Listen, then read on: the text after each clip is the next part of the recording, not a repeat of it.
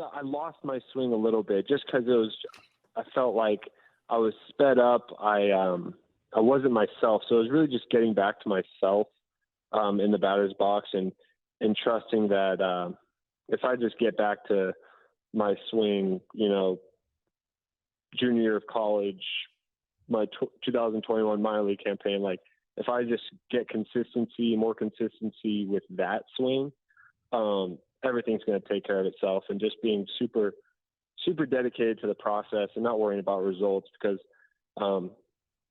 this game is a very results driven industry. So you can get lost in that, but if you trust the process and go by that every day, the results will come.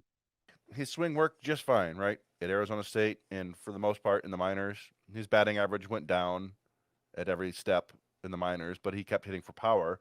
But every time we saw him against real big league pitching, so that would be, the 2021 spring training when he went, 1 for 25, and last year's spring training when he was just okay, and then all of last season, for his swing, and it looks to me like the exact same swing he's had his entire pro career and his entire amateur career. For whatever reason, it doesn't work against big league pitching. He's not on time with fastballs right down the middle. And I don't know. I mean, I'm not a swing coach. I'm also not one of those guys who can really notice subtle differences in swings. But Torkelson keeps talking about getting back to his swing. And to me, it's the exact same swing that he's always had. So what we get is kind of, you get this feeling like he's a guy who is not willing to try something different, because there were no obvious changes to his swing last year. And when he went down to Toledo, there weren't any obvious changes to his swing or his approach. So I think he's just a guy who for lack of a better word, is kind of stubborn about what got him to this level. And I don't blame him for that. But if he's not going to be able to make any kind of real changes, it's ultimately going to be his downfall, right? I can't imagine, if he doesn't make any changes to who he was last year, I can't picture him doing any better than he did last year. But maybe, like I said, maybe I'm missing some aspects of his swing that needed to be tweaked. We've always talked about, like, maybe just get like a toe tap or a timing mechanism, right? Just something so you're not flat-footed. But I don't know. Through the extra hitting coaches, they're gonna. I'm sure he's one of their main priorities.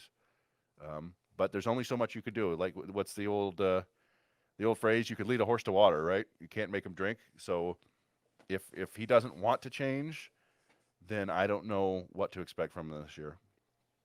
Well, you just said the timing mechanism and not making the changes. And remember when we asked him last year, when we asked Hinch about, has he been working on his stuff down in Toledo, he kind of gave a, he's been, Yeah, he's still playing baseball. In Toledo, I remember he tweaked his swing. Remember this, Chris? The first few weeks, he started trying to go to right because he was working on, he worked on individual parts every time he went up. So when he was up at Erie, he struggled at Erie. I remember the first 3 weeks he struggled at Erie, and then he started hitting the ball to right. He was working on going to right, and it was the same process he did when he got to Toledo, where he started working on a certain thing. He got fixated. I don't want to say fixated, but he was trying to make sure that all his parts of his game were there. And then he started hitting with power. Was it consistent power in Toledo? No, I mean, and again, even with it was hard to measure too, because the last 2 months of that season, Chris, as you recall, I mean, they're playing St. Paul. I remember it was some of the teams that were playing, but they were the level of pitching wasn't nearly the same, because at that point you had a lot of guys. I mean, some teams were gearing for the playoffs, but it just seemed like it wasn't the same high prospects. It was a lot of like 4A players to me. Yeah, generally speaking, September stats are always a little bit wonky in the big leagues and in the minors because, like you said, you've got a lot of guys who are tired out from the year, or guys who are jump up a level and aren't quite ready for that. I want to say he hit like 12 home runs in Toledo in 2021. It was a decent number, but he also hit like 230. And batting average is not everything, but there is something to,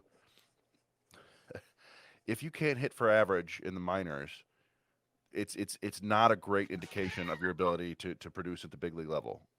So That's why there's certain prospects that you try to pump the brakes on a little bit because, Torque is always going to provide some value by getting on base, but if he's not hitting and not hitting for power, then there's not much there. You got to do a little bit of everything.